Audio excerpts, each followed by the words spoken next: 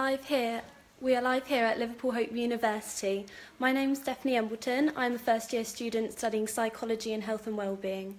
However, today we're going to look at the psychology department here at Liverpool Hope. So I have a lecturer for you guys to meet. Here we go. This is Tom. Hi. Hello. You okay? Yes. Good. So, Tom, could you give us an overview of the course for today? Of course I can, yeah. Do you want to have a seat and then we'll do it that way? Perfect, Brilliant. thank you. It's easier, then you're not staring at me. Is that okay? Of course, so, thank welcome you. to psychology. We're based in the HCA building, which is one of the nice old buildings on campus. All the staff live down this corridor. Psychology at Liveable Hope is accredited by the British Psychological Society, so that's all our degrees, so whether it's a single honours degree in psychology on its own or a combined degree with another course like Stephanie's, and they're all accredited by the BPS. So that means that after you've completed your degree, you can get your graduate status for chartership, which means that you can continue to progress in your career in psychology if you so choose to do so. So that's any of the areas such as like clinical, health, social psychology, educational psychology, all those that might be there for you. In terms of the course, it's a 3-year degree programme and we cover all the areas of psychology you would expect from a BPS accredited degree. So we cover all the core areas of psychology, such as social psychology, developmental, biological psychology, research methods, and historical psychology as well, and perspectives. So we cover a really broad range of the curriculum, and that's covered throughout the first 2 years of the degree. And in the 3rd year of the degree, you get options to then pick that align with staff specialism in terms of teaching and research. And we are research informed here, so all our staff, lecturers like myself and senior lecturers and professors in the department are all research active as well. So we'll work out in our different areas as well, which is great. Oh, that's perfect. How are we assessed on the psychology course? So in terms of assessment, and we like to use a variety of assessments. So in terms of the degree itself, we have run regularly around about 1/3 of the degree each year in terms of your 60 credit courses. So if you're a single honours psychology, you'll do 2 60 credit courses with us. If you're combined honours, you'll do 60 credits in psychology and 60 credits in your other course. And in terms of assessment, we have some exams at the end of the year. And then we have a range of coursework assessments, which might be things like research reports that we do in lab-based reports and statistics. We do some essay-based assessments. We do a lot of presentations. In first year, we do a nice presentation workshop. So you present your research to the department of a little research study you do.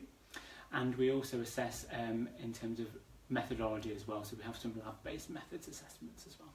That's perfect, thank you. Could you give us a demonstration of what's available here at Hope? Yeah, so if you come with me, we'll take a tour around the labs and we'll have a little look. So we're in the old building at the moment and we'll go back down the corridor and we'll go out to the new Health Sciences building, which was opened in last year, I think we opened it. No, a year and a half ago. Perfect, thank you. One of our other lecturers, Kim. Just on our way to teach. But as a psychology, we're based all down this corridor. And then we take a little turn out of this building and all our labs are in the new Health Sciences building. So it's a really great facility we've got here at Hope. We use all our research facilities within our teaching as well. So all students at all levels get to able to use the labs, they can use them for their own research, and actually as part of the course at Hope, all our first year students also collect research participation credits. So whether it's online questionnaire type studies or whether it's research in the lab, all of our students are active participants in our research as well. So we're just going to head through into the labs now. As I said, we're part of the Faculty of Science. Depending on the degree combination you do, whether it's single honours or with another degree structure, you'll graduate with either a BA in psychology or a BSc. They're both accredited by the BPS, so it doesn't matter what combination you do there as well. So we'll go down these corners. This is where we're housed. We've got some nice little computer labs just here, which are a general computer space for us to use. On here, this is where we've got our nice dedicated psychology areas. As you see, I've just used my pass to get in, so it's just for psychology people only, so it's quite lucky. So in terms of student testing, and when you're conducting your undergraduate research project, we've got a nice range of testing booths here that you can use. So they've all got little computers in that you can use.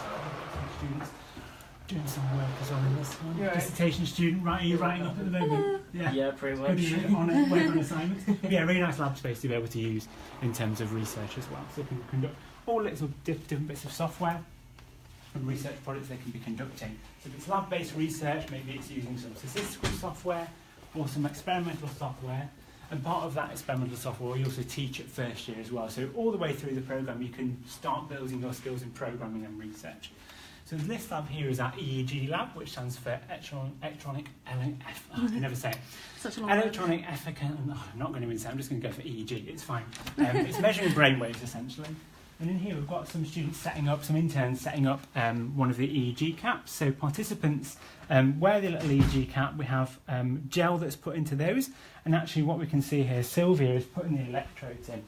And what we'll eventually do is that will be connected up to the computer, and we'll be able to measure brain activity during a task. So it may be that we're asking that participant to look at images on the screen, respond to something, and if we look on this layout here, we can see we can get data from all the brain in terms of the activity that's being measured there as well. That's a really nice bit of information we can have on how people kind of perceive different types of information. What we'll move on to then, we've got our colour vision lab, which is one of our professors in the department, which is colour vision research. And we've got some students working on projects at the moment, a couple of interns. We've got some computer-based experiments, but what we also have is some really nice hands-on little things. So we've got the Monsell Book of Colour, which is about verbally labelling colour. So obviously these are all kinds of purples that we might label in different ways. We've got Ishihara plates, which are a really nice test of colour blindness. So there's different colour combinations. Can people identify and trace? In this case, we've got a couple of numbers here, 5 and 7, for instance, in this case. And Hannah's doing one of our hue sorting tasks. So this is a really nice little magnetic structure where Hannah's having to map them from this blue all the way through a colour combination of an order of the colours. And if we turn it over, if we do that one, I'll turn it over, we can see if she's been right so far. So she's currently got them in the correct order. 1, 2, 3, 4, 5, 6. Yeah, perfect. Well done. So keep going with that. Yeah, you're doing a good job. As we've also got some computer-based assessments like the Edinburgh Colour Test in the lab as well, so we can make use of those when we need to for experiments. Through here, so across the corridor, you'll see some examples of student project work. So we've got one of our new labs in psychology, which is called the Child Lab. So it's a joint research group between psychology and early childhood studies, and it's a really nice space for collaborative research. In here we've got Mara, one of our Erasmus interns, is working on writing up some project work at the moment. Yeah, perfect, she's writing up some project work, and we've got a range of projects that are listed on the board.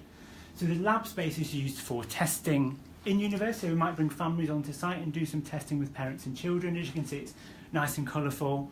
We've got a smaller observation room on the side as well. And this is really useful for some one-to-one testing. So we can use that for parents and children in interactive research because it's nice and colourful for them. Very colourful, yeah. isn't it? And then we can observe, so we've got little observation cameras as well we can use to record what's going on and really code that as well. But you can see there's a range of little work which we're doing here. Observation work, collaborative group work as well. Obviously interacting with children and adults. We also do a lot of work off-site, so we work in schools. Some of our interns are out in schools at the moment.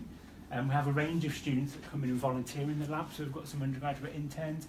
We also have graduate interns in with the labs, and also we have Erasmus exchange students as well that come in and help us from time to time. This space is fairly new. This is a neuroimaging lab, which is used primarily by our cognitive neuroscience master's students, which is one of the master's courses we have, but also at third year we have the cognitive neuroscience optional course at third year in psychology where you could use some of these technologies and tools.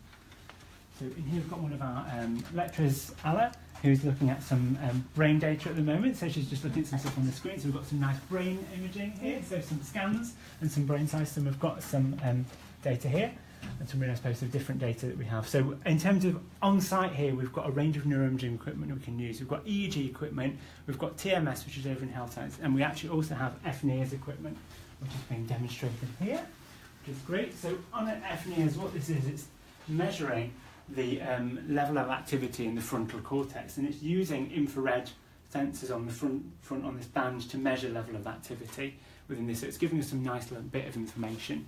We also have access to, particularly for the master's students, we can use facilities at University of Liverpool as well in there for fMRI as well, which is great to have. But we've got a nice little space for neuroimaging, which is great to have on site.